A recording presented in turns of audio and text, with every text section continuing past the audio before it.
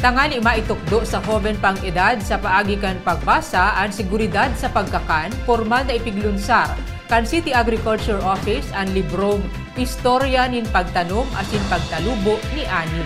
Ang babasahon nakatalaan i-distribuer sa daycare centers sa Lambang Barangay kan Syudad. May report si Joel Sulita. Sa obetong mas mapahiwas pa o ma-extend ang mga lessons pag-abot sa sustainability asin pangataman sa satuyang kapalibutan, urog ng ngunyan na selebrasyon kang Nutrition Month. Formal na pinaglansar aldaw na Webes sa Raul Roco Library ang pinakaidot na storybook sa lindong kang Agri-Kakian Project kang City Agriculture's Office na may titulong Istorya ning Pagtanom asin Pagtalubo ni Ani kang City Agriculture's Office katuwang ang CPNO, CSWDO, ECCDD, mga educare centers asin Sid Montessori, SK, ka mga barangay, City Youth Officials asin ang Raul Roco Library. Naging entrevista kay City Agriculture Office Head Ernest Japs Asense III. Sinabi kay Nina Apuera ka mga kawat ang pagkanta na pinagtutulod sa mga kaakian o mga toddlers sa nursery asin kindergarten ang madiskubre ang sa indang creativity asin imagination.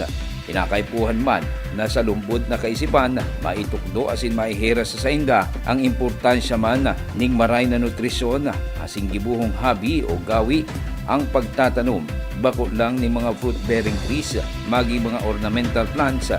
Imbes magtanom ning gulayon, nasa indang madadaras sagot sa indang pag-idada para mas sa sustainability asin pangataman sa salud, nutrisyon maging pagprotehir sa satuyang kapalibutan. Ang librong Istorya ning Pagtanom asin Pagtalubo ni Ani, igwaning 16 pages na isinurat ni Edlin Apin asin ang artwork iginurit ba ni Mr. Ray Ubaldo pareho kang City Agriculture's Office na i-distribuer man sa mga learners kang gabos na daycare centers sa Lambang Barangay kan Syudad kung sain ang content iyo ang pagkanood na magbasa asin ang basic methods ng pagtatanom ng mga gulayon para sa mga kakian. So ini po, hitting two birds with one stone. Pagbasa, saka pagtanom na matulod sa food security. Sa launching kan libro, si City Youth Mayor Isaya Namoro ang nagbasa kan nasambit na libro sa atubang ka mga Sid Montessori learners. Anong kailangan ng halaman? Anong kailangan? Bakit? Tanhi ng kamatis. Ito yung inilalagay natin para mag-grow yung plant. So ano daw yung tinanim niya? Kamatis! Pinaghihiling man kang City Agriculture's Office na maging partner man nila depend sa masunod na mga taon para man makaiba ang mga educators sa paghurma sa kaisipan ka mga kakian na magtanom como ang pagtatanom, bako lang ang pagkultibar ng mga gulayon o mga halaman. Imbes na di-develop man ang essential skills ka mga kaakian na magagamit maninda sa good sa indang pagdakula. Makakatabang manini na malimataran ang labing exposure sa screen kan mga electronic gadgets kan mga kakian.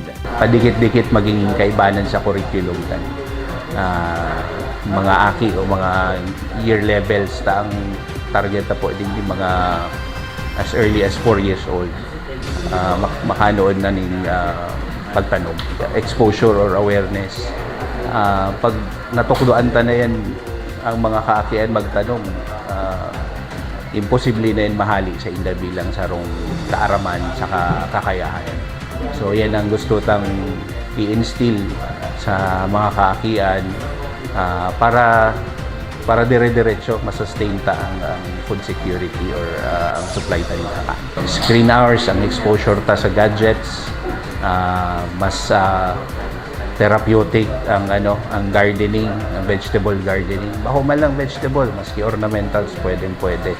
Pero ang focus na po si mga gulay, ang kaipuan ta masustain ang nutrition, lalong-lalo na nutrition man po yan. Para sa Annaga Ngunyan, Joel Sulita. Ika ako kita Annaga. Antabayan ang iba pang impormasyong may kinaaraman sa Lambang na Genyo. Annaga Ngunyan. Sa ngaran kan sa Kuyang Pag-iriba sa Public Information Office kan Gobyerno Lokal kan Naga na pinamamayuhan ni Jason Nyola. Ako si Riza Mostar Santos. Diyos mawalo.